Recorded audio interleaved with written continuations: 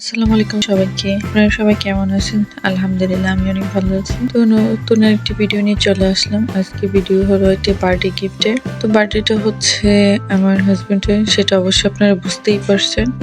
আর এই গিফটটা আমার স্বপ্ন ছিল, সেদিন আমার ননদ ছিল বাসায়, তো আমি আমার ননদকে নিয়ে গিয়ে এই সাইকেলটা কিনে নিয়ে আসছি।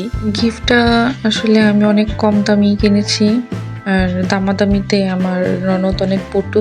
সে অনেক কষ্ট করে দামাদামি করে আমাকে এটা স্বল্প মূল্যে কিনে দেওয়ার জন্য সাহায্য করেছে। ধন্যবাদ প্রিয়া আপুকে। তো আমার জামাই তো সাইকেল পেয়ে অনেক খুশি। তাকে মূলত সাইকেলটা কিনে দেওয়া হয়েছে যাতে সে অফিসে আসা যাওয়া করতে পারে এবং কোথাও আসা যাওয়ার জন্য যাতায়াতটা তার সহজ হয়, সাথে তার পকেট মানিটাও বেঁচে যাবে এবং শারীরিক ব্যায়ামও হবে। সারপ্রাইজ গিফটটা কেমন হয়েছে আপনারা আমাকে অবশ্যই কমেন্ট করে জানাবেন।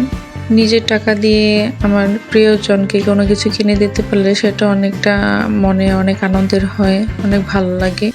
আমার জামাইয়ের সাথে সাথে বাচ্চারা প্রচন্ড খুশি। তারা খুশি কিন্তু সাইকেল দেখে না, তারা খুশি হচ্ছিল বেলুনগুলোর জন্য।